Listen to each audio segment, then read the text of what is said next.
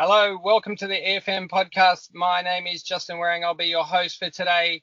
And alongside me is Wade Brady. Welcome, Wade. G'day, Justin. Morning. Morning. And also with us, Jason Heshusius, all the Yeah, way there from you go. Italy. How'd How I you go? going, Justin? Did That very was well, not mate. 10 out of 10. it took 3 episodes.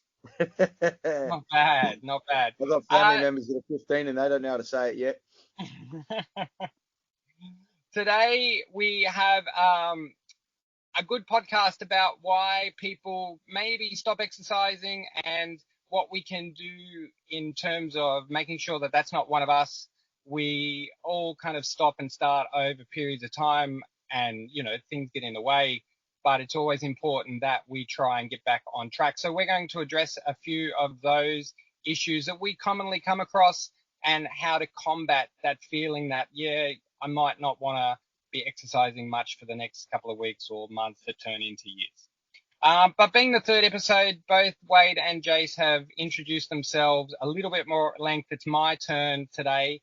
You won't have to hear us introduce ourselves anymore after this episode. And we are, in fact, looking forward to getting a few guests on. We've been kind of scouring our contact list. We have some really good guests that we'd like to bring on over the coming weeks, some really strong expertise. So we're looking forward to interviewing those guys to give you different perspectives on their expertise in the health and fitness and well-being kind of area. So in terms of my background and getting into fitness and health, so once I finished my uni degree, I actually went off and played professional golf. I did that for 6 years. In Australia, we have the option to just play or do what is essentially an apprenticeship.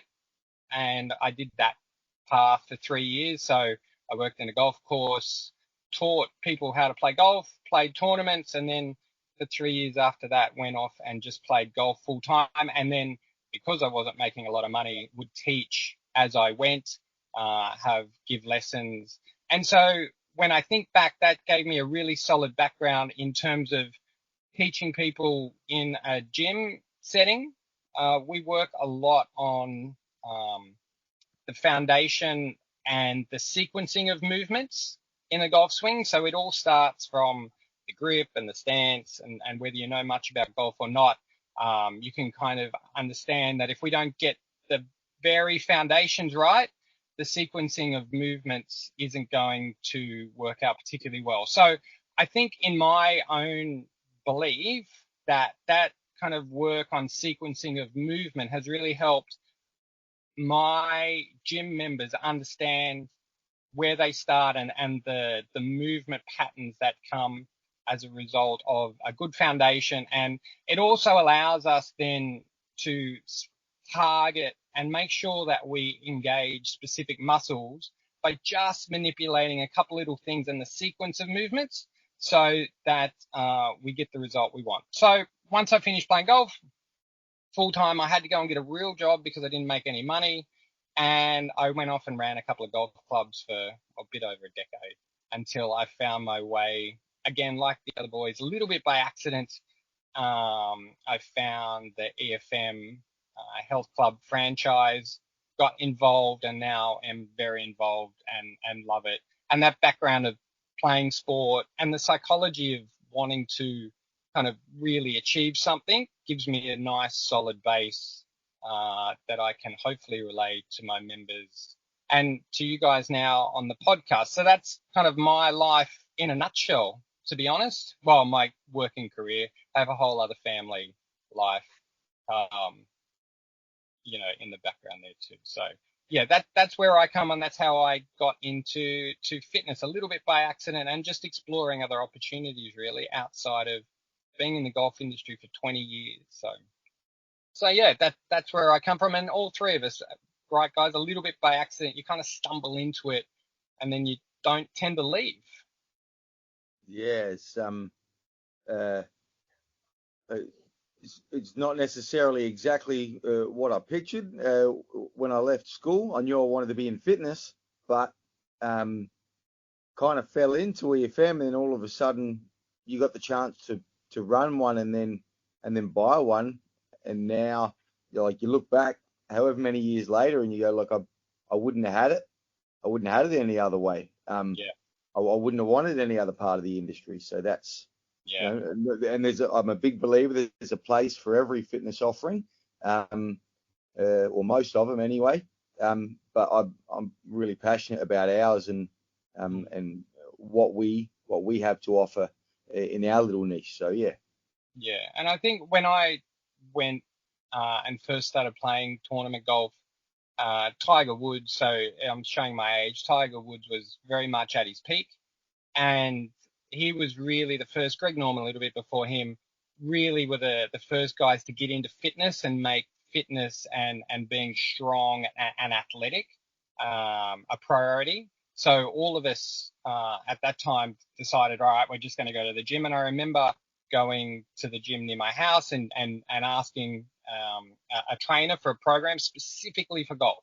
And they knew I was playing golf, and I asked for something specific, and I got the most generic program imaginable. A little bit of a leg press. Biceps aren't really involved in the golf swing, but I was doing a lot of biceps and a lot of triceps and a bench press. And it was, when I think back, I think my goodness, if that trainer had just put in a little bit of effort and understood the golf swing, in terms of it's mainly rotational. There needs a really strong base through the lower section.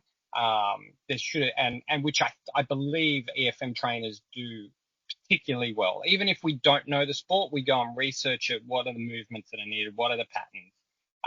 And that's what we do best. I know I do it, and go and understand the sport before we put some exercises together for a person. So I think back to that often and think that's a trap we definitely don't want to fall into. Some sports are really specific, and also some people's injuries and what they want to achieve are very specific. So giving a generic program is almost worthless. So the research and time we put in is great. I just want to add a little bit to that. I just randomly, I don't know why, I can't remember why I was looking it up. I was looking up the workouts. I think someone told me to check it out. The workouts of Scotty Scheffler, the world number one, and just on YouTube, check out his gym workout video, and then it led to McIlroy's workout popping up as well. But I would say a complete waste of time because I was surprised that a lot of it was just the basic staple exercises in a strength program. And I was like, oh, these aren't golf strength exercises, are they? And I thought, oh, makes sense. They're just the foundational strength, strong in every sort of movement. And then as I watched, it started to go more into the specific movements related to that sport.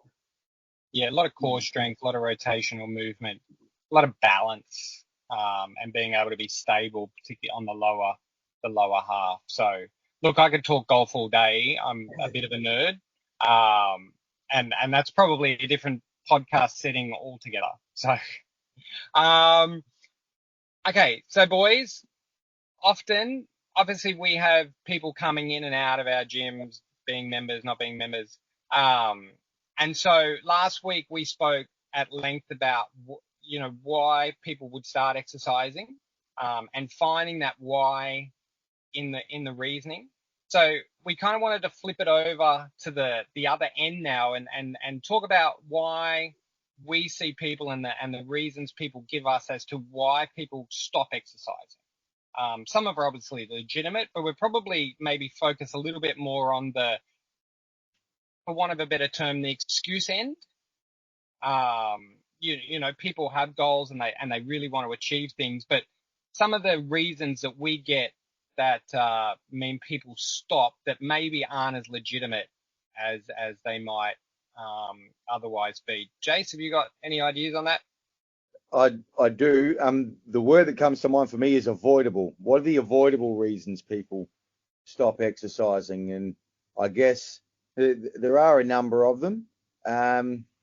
It can be because work got busy. That's one I hear commonly. A lot of my members are 40 plus. They're in the busiest work part of their lives. They've got a lot of responsibility, and either they've got to put in long hours, or they've got to go away and travel, or for one reason or another, they've got these commitments in their day to day that mean time is tight. So when we start to hash this out and talk about, okay, so why is it you're not coming in? It's their own expectation often that, well, I haven't got time for a workout, but what they really mean is I haven't got time to do a full workout. When perhaps if they'd stopped and thought about it, they might have had time for a short workout, because a short workout, I would argue, I'm sure you guys would agree, is better than no workout, because one of the biggest things is the habit, right? Yeah. So yeah, it's the interruption of life getting busy, and it could be work, it could be another one you hear is, oh, the kids. You know, I've got my hands full with my kids. They've got training, they've got sport. They're off to golf practice. Justin's working on their swing. They're not strong enough in their base. Whatever it is, and some is more towards the legitimate end, and they're flat out busy. And some will use any distraction, diversion to, oh, I'll just park the gym to the side because it's not that important. So, yeah, again, even within that, there's varying degrees, isn't there? So time's the big one we get, isn't it? Like, you know, I don't have time. Mm-hmm. And look, everyone can fill their time with something. And you know, I guess for me, what that in terms of overcoming that, having your clear priorities is really important. I mean, and when I say clear, most people, if you ask them what's the biggest priority in their life, it'll be, you know, if they have a family, and their health number 2, or health 1, family 2, whatever it might be. Health's always up there. Work tends to always get in the way of their biggest priority, or whatever it might be. TV usually gets, you know, a good run in front of health as well. But time's usually the biggest reason people will give me as to why they can't exercise. And I'm, you know, at that point we'll be going, okay, well, if you can't come to the gym as regularly as you would like to, what else can you do? If you're at the kids' soccer training, can you not go for a walk? Can I not give you some body weight exercises to do instead of sitting in the car on Facebook? That's usually my answer. But time is usually the biggest reason people feel like they need to give it up. Yeah. What do you get, Wade? Yeah, time is the easy one. Obstacles are what you see when you lose sight of your goal. That's the glaring. I'll probably have that poster on the wall at times throughout the years. If I don't know, I'm going to make a really bad analogy here as I do. I think sometimes people start out and they realise it's hard work because they're not fit and strong. So of course it's hard work. You've got to give it long enough to actually see and feel the benefits. And that can take a while. So I've heard that cold showers are good for you and good for longevity. And I can't stand. I've given it a crack, and I've sort of thought to myself, I'd rather die early than have to do those cold showers. So using that as an analogy, I don't know. I think like it's been easy for me. I've exercised my whole life. I liked sport at school. I played sport outside of school, and then just progressed into the gym. And I've seen that observing people over the 15 years I've been doing this. But if you've never really gravitated towards exercising and moving your body, and you're starting at middle age, and everyone's different. Some people actually like the feeling of moving their body in the early days, but not everyone does because it's hard work and they're focused. The full focus is on this is really hard. When's it stop? And then it's time to go again, and maybe that's playing on your mind.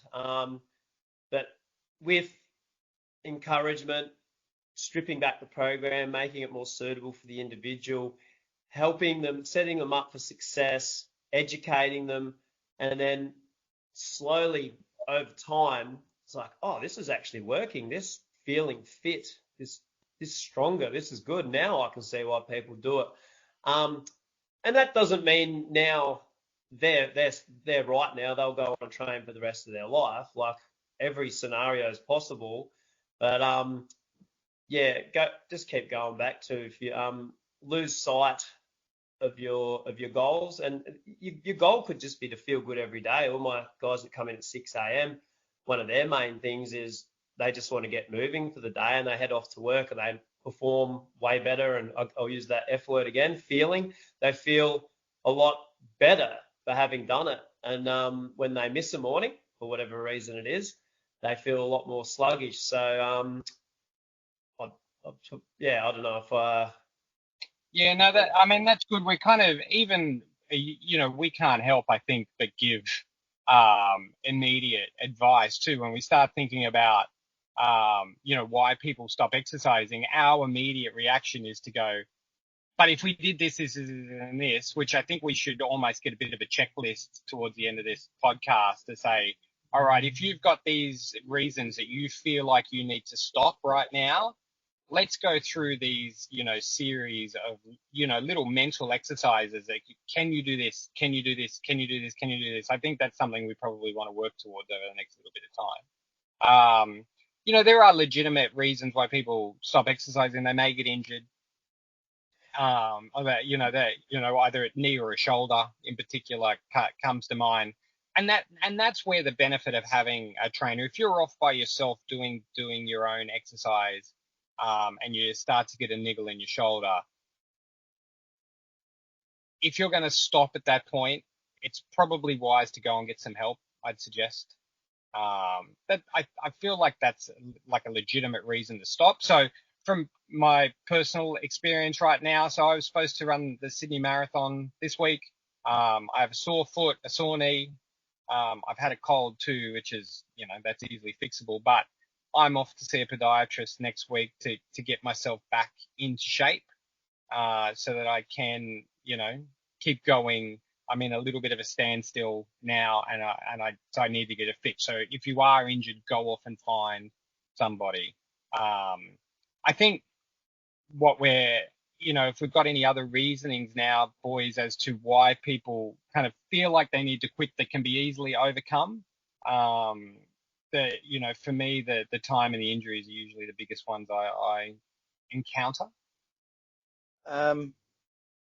I would say for people in general, one we probably haven't really hit on is that people get discouraged. They might have a bad workout, or maybe they haven't got a great relationship with the scales and they're measuring the wrong thing. They're looking at kilos. They have a go at something and they perceive that they failed. Like an example would be running. They have a go at running, or their coach might ask them to have a go at running, and they perceive that they're failing, and that I guess their perspective is that that's so. Yet someone watching from the outside might be able to say, hang on, with a different angle of looking at this, maybe you're not actually failing at all. Maybe you've just got to keep trying. But yeah, I think people start and they look at the mountain, they go, gee, that's a lot to climb. Like what you said, Wade, I'd rather die early than do all that work, and I don't even know if I'm going to succeed. So that self-doubt, the self-belief as to whether or not I can do it, because some people, a lot of people exercise maybe having not had success with it in the past. They don't have a great relationship with exercise. They don't associate good feelings. They might have gone through school or sport, not having a positive experience and feeling like I'm bad at this, therefore I should probably avoid it. Like if you're not good at maths, you're not going to go and be an engineer. If you're not a good cook, you're not going to become a baker. Or I'm not good at sport, or I'm not good at exercising. I'm just not going to exercise. So I think the perspective of that and focusing on the wrong thing, we've got 1,000 other things that we've started to talk about that an individual can focus on, like how do I feel afterwards? 10 minutes after your workout, you feel dynamite. You feel like you can take on the day. You might be exhausted at first, but then you realize I'm actually more alert for the rest of the day. Or, after a couple of weeks, hey, that ache in my back isn't as bad as it used to be, and I can squat now. One of my members said to me the other day, I can play a round of golf, my back doesn't hurt. That wasn't happening before. So, yeah, that's. Yeah. I went That's on a an bit of a tangent point. there, but that's the big one for me. Yeah, amazing point. Like people's perspective of what they're capable of and where they're heading, and that self-talk, they talk themselves out of being able to achieve what they would really like to. And the theme here, having the time and that, being discouraged, really internal talk that seems to be stopping most people from continuing on. I've never heard anybody in a gym, around someone go, hey, listen, you're pretty crap. I just give up. Doesn't happen. As funny as that sounds, you're very right. That's not Yeah. said. It's not said. It's usually, hey, you're doing really well. Yeah. I know it's a long path ahead, but you're doing really well. Keep going. There's so much encouragement within a gym setting. Yeah. And so look at, and as we merge into like how to kind of stop the self-talk, so to speak, motivation must play some kind of role then in continuing forward. Wade, you're, the motivation king. If anyone's watched your Instagram, at EFM McGill, how do you feel like people can get themselves continually motivated, almost as a starting point so that they don't feel like it's time to stop? Yeah, we've got a fair way into this without using the word motivation. Is that something you like? You talk a lot about being motivated, but you're not are you a huge believer in like internal motivation? Where do you stand? I've never really thought early days as a trainer. You'd probably just say, yeah, being motivated's helpful. I probably depend on that. And then you progress through and learn more and observe more, and then you hear things from other trainers or you pick up things from all over the place. And it's like a lot of trainers out there hate the word motivation, because I suppose probably because they lose clients because they say, oh, I've lost motivation. But there's another saying, motivation gets you started, habit keeps you going. So I think just to totally rule out motivation is silly. Like, my thing is, motivation does ebb and flow for everybody, and other reasons people ebb and flow is maybe seasonal, or whether it's work or sport. We've identified the big reasons as to why, people, and I think each person listening to this podcast now can go back to a time where they've decided they didn't want to exercise anymore or couldn't be bothered or whatever, or the reason they cancelled their gym membership or stopped going for that walk with the dog or with the group of people. I think everybody now can go, well, the reason I stopped was, I just felt like I didn't have time, or I wanted to lose weight and it wasn't coming off. I thought, I can't be bothered, or Christmas got in the way, or whatever it might be. But even that around, you go, okay, well, I stopped at Christmas time. I just didn't, and it's usually, I didn't have time. As we merge now into, we want people to be able to take something away from this podcast. What do we do when that strikes? Let's focus on the time thing now. What do we do when that time, reason takes hold? Can I quickly jump in, Jace? Because it's what I was going to say. It ties in to the other stuff that we said earlier. Where I've landed at now, my recent thinking over the last 24 months is, the trick is to just keep ticking over with something when your motivation is low, because the motivation will come back, and at least you've got your foundation in place and you can springboard off that. Stopping altogether, everything just starts unraveling and unwinding, and all that hard work you put in.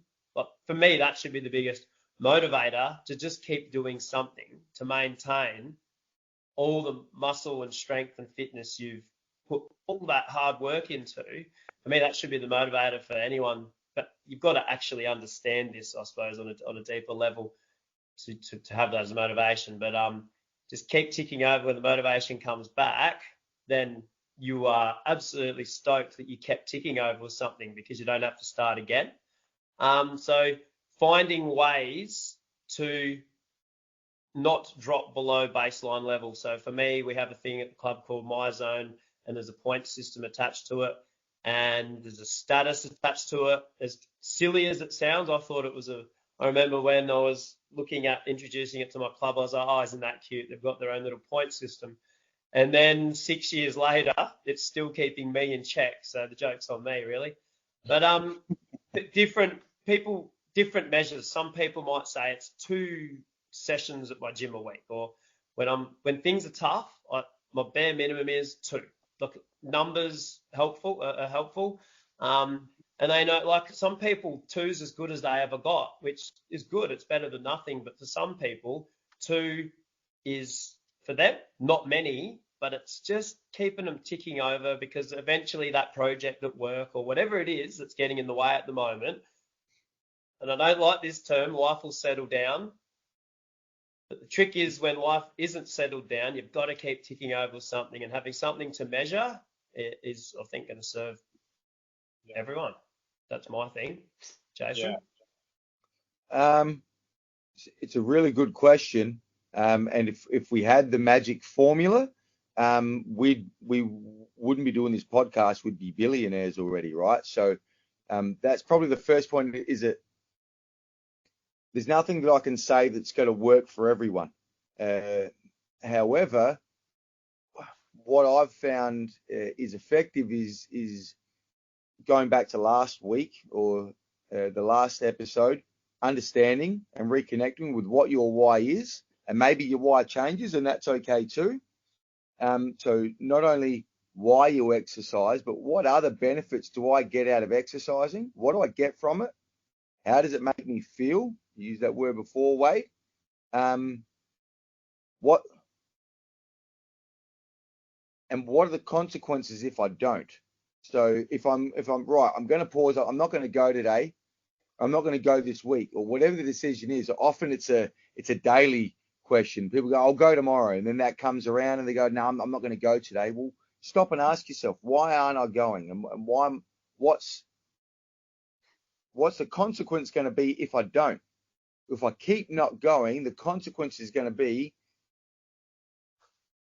go back to a time in your life when you weren't fit and healthy. I'm going to have that stiff back. I'm going to be tired. I'm not going to have energy. I'm not going to be as productive. I'm not going to be motivated. So for me, it's understanding clearly what's going to happen if I do exercise. What's also going to happen if I don't exercise? What are the consequences either way? And which one am I most okay with? And some people will still choose not to exercise on the back of that. But I think more often than not, if we remember why we're exercising, then you can start to go, okay, not what do I have to do? What can I do? Today I just don't have it. I can't commit to doing that workout. Wade's got his group session on. It's going to be really hard. I can't do that. But what if I do it, but at my speed? Or what if I do it for 30 minutes instead of 45? And to maybe negotiate with yourself, like you said, Wade, have your bare minimum. Your bare minimum might be twice a week. Your bare minimum might be, I'm going to train 3 times, but I've only got to push really hard on one of them. The other 2 can be a bit more steady. And then when a time comes when you do have that motivation, then you can push harder and you can make more progress. But you said something before, Wade. Your saying about motivation was what was started, but habit keeps you going. Right, habit keeps you going. One that Sean from EFM of Victoria Park gave me says consistency trumps motivation. You got to get up in the morning, you got to get dressed. You can't go outside without getting dressed, right? You've got to get dressed. It's part of your day. Well, exercise is part of your week. You don't get to negotiate whether or not you do it. just be consistent. Just show up. And in showing up, the hardest bit's getting in and doing your workout or walking out the front door or wherever you go for your exercise. So just start. 50% of something is better than 100% of nothing, right? Yeah. So start and do something, and then I can tell you myself the number of times I've gone, I don't feel like it. I've started, and 20 minutes in, I've gone, yeah, let's go. Yeah. And I've gotten stuck in, and I've had a great workout, and then afterwards you feel amazing. And then the conversations you have with your members afterwards, or you have with yourself, is, hey, that's a workout you weren't going to do because you didn't feel like it. That's almost worth double. Because you weren't going to do it. The other two you were doing anyway, but that third one, you weren't going to do it at all. Instead, you came in and you had a great workout, right? Yeah. Pat yourself on the back. So you're basically talking about self accountability. Is that what you call it? Like, Yeah, I guess so.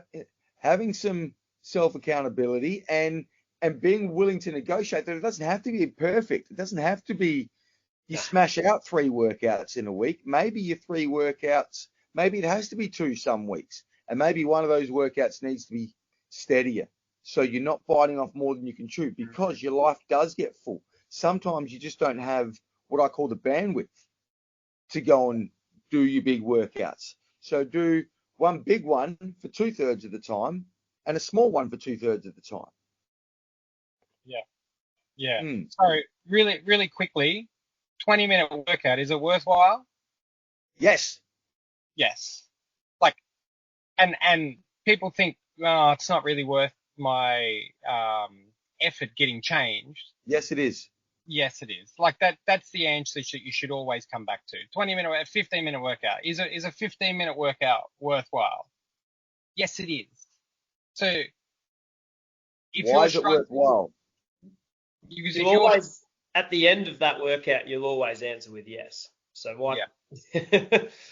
Remember no one regrets doing one. Before the workout too. Yeah, and there's a lot of cliches around, doing the workout or doing the exercise and not doing the other. Like you can come up with, there's 1,000 memes and cliches and whatever, but they're actually all true.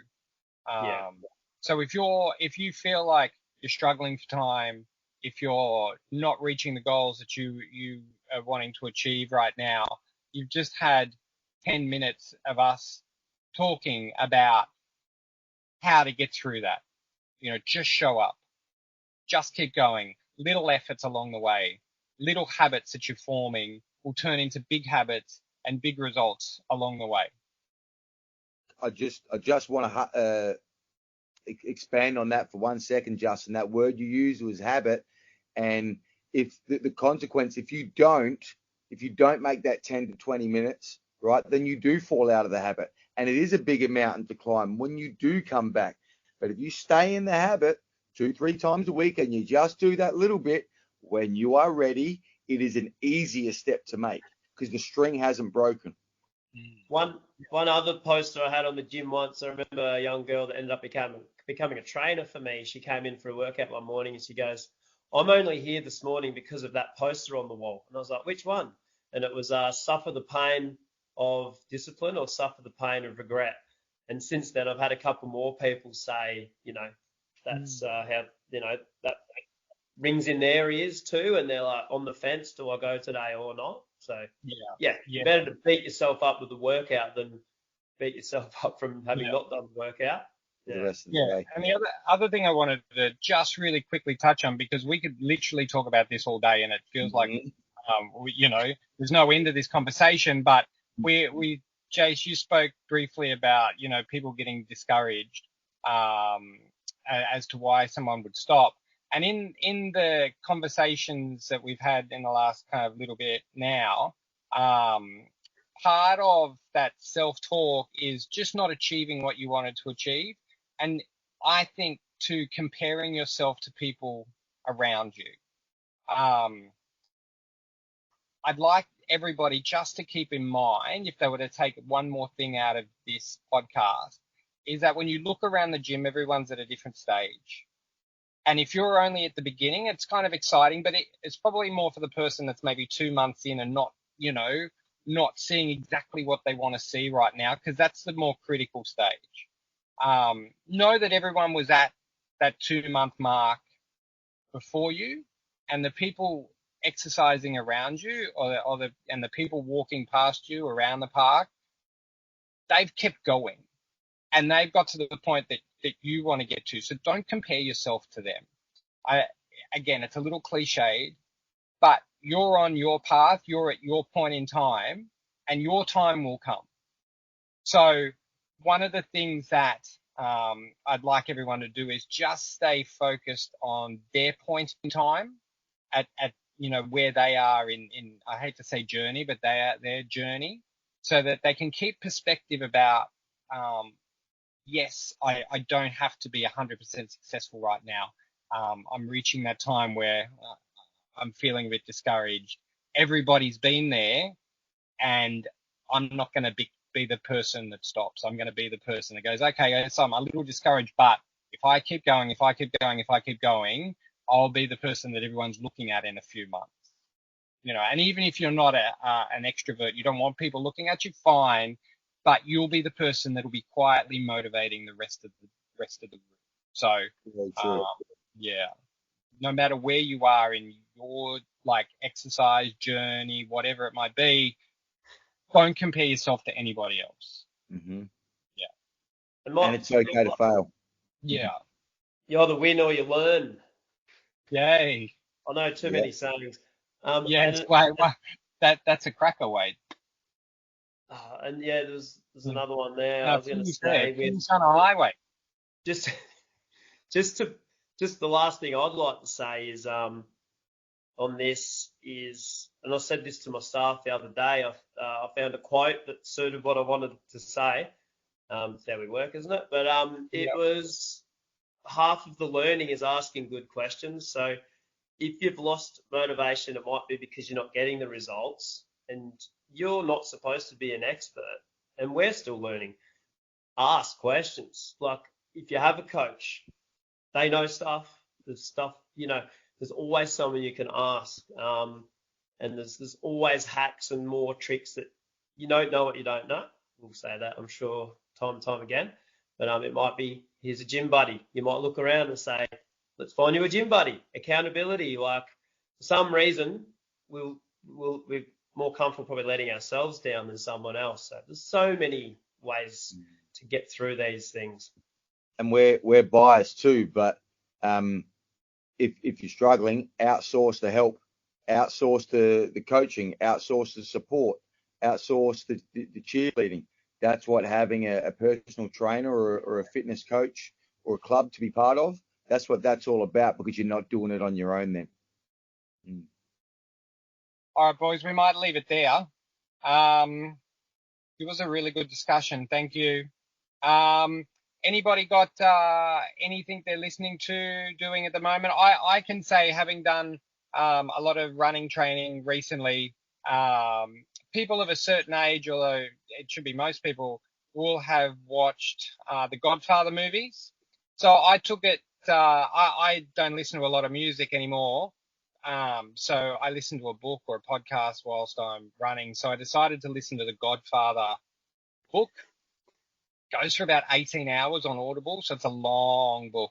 Wow. I recommend that if you really like the movies, listen to the book or read the book. It's fantastic. It actually covers books movies 1 and 2. My only issue with the book, and it's not the length and it's not the way, is that the Italian background, whenever they had a meeting, you probably remember from whenever they met, they'd have wine, they'd have cheese, they'd have bread. When I finished a run, I was starving, because every time there was a scene where they were serving wine, cheese, bread, salami, all I wanted was a salami sandwich as soon as I came back from a run. That's my only issue with it. But I recommend everybody try and listen or read the book. It's fantastic. It was written in 1976, but it's fantastic. There we go. Yeah. What about you, Wade? We've been watching Parks and Recreation for about, I don't know how long now. We're very disciplined. or just in the habit of only watching one episode at a time. I don't know how many people can say that. And they're only pretty short, but I don't know if you've seen Parks and Recreation. It's pretty bloody funny. It's very light, like once you get used to the characters once you get used to the characters, they're all funny in their own way. So if you're looking for a new series, try that one. And one episode at a time, just 20 minutes. Well, you tend to get to bed earlier and you're more productive the next day. Yeah. Good move. Yeah. Great. Mine is I'm listening to a book called Good Energy by Dr. Casey Means. She talks a lot about the impacts that nutrition has on our energy, what happens at a cellular level, the benefits of eating and drinking organically rather than processed and sugars. And it's all stuff that, we've been taught, be healthy, eat good food and all of that, but goes into a bit more detail as to the why. She has some pretty strong opinions on certain matters and certainly does not pull any punches. But I've found that to be a good motivator and a good reminder for me to stop and look at my own diet and go, well, what could I sharpen up a little bit? What could I be a little better with? Because we're always looking for more energy, aren't we? So what's the name of that book? The Good Energy. It's called Good Energy. Yeah. Okay. Dr. Casey Means. I'm listening on Audible. Yeah. All right. Beautiful. All right. We might leave it there today, boys. So that's the EFM Health Club podcast. As I said, look forward to having a few guests over the coming weeks as we can organize them. If you can, please follow the podcast on any of these streaming services that or hosting services, whatever it is that you're listening on. That'll help the podcast a lot. So follow, subscribe. If you've got any questions, things, queries that you'd like to ask us, please put it in the chat, and we look forward to maybe answering them in the separate section of the podcast as we get them. Thanks a lot. We'll see you next week. Thank you. Thanks very much, Justin. Thanks, Wade. Bye. Bye. See ya.